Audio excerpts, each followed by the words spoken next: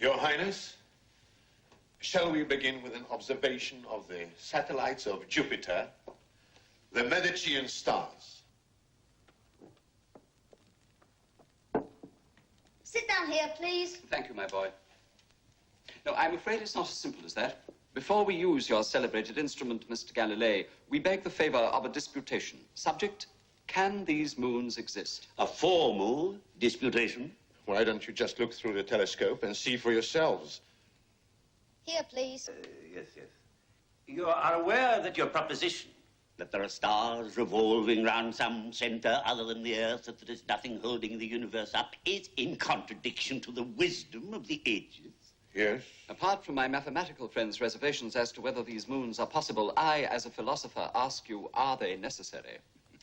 Aristoteli, divini, shall we speak in everyday language? My colleague, Mr. Ferrazzoni, doesn't understand Latin. Does that matter? Yes. The debate will be less brilliant, but it's your house. The cosmos of the divine Aristotle, with its crystal spheres and their mystical music, is an edifice of incomparable order and beauty. Why should we go out of our way to look for things which can only strike a discord in that ineffable harmony? Your Highness, would you care to observe these unnecessary and impossible stars through the telescope?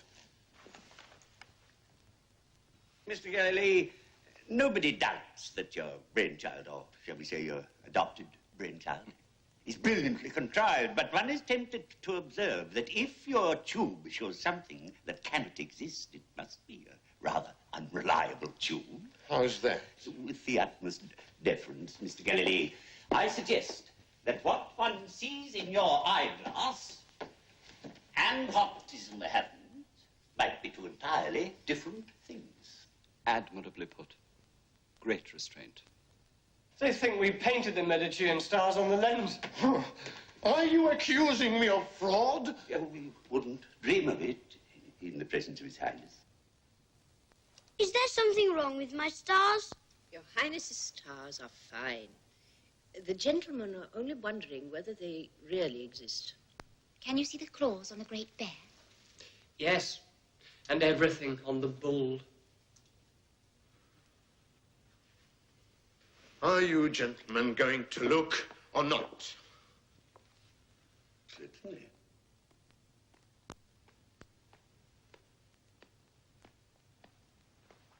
What's the matter with you? They're stupid.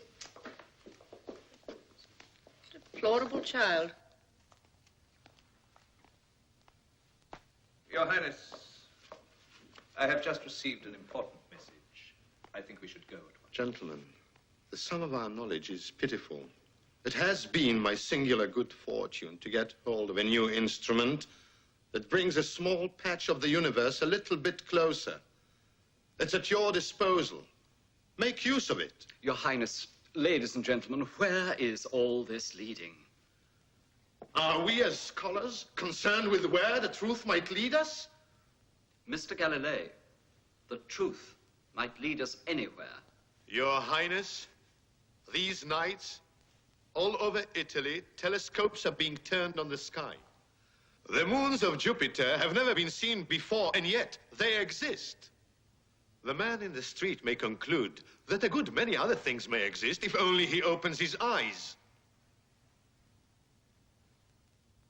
Gentlemen, we oughtn't to be defending shaky doctrines. You are teachers.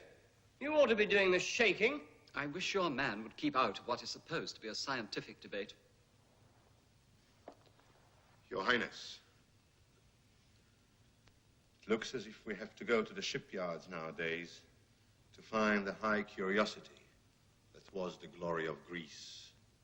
Well, I'm sure Mr. Galilei will find admirers in the shipyards. Your Highness, I find this highly informative discussion has exceeded the time we allowed for it. It is imperative that we leave at once.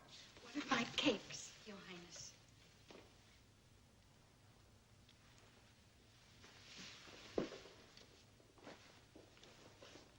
But you need only to look through the telescope.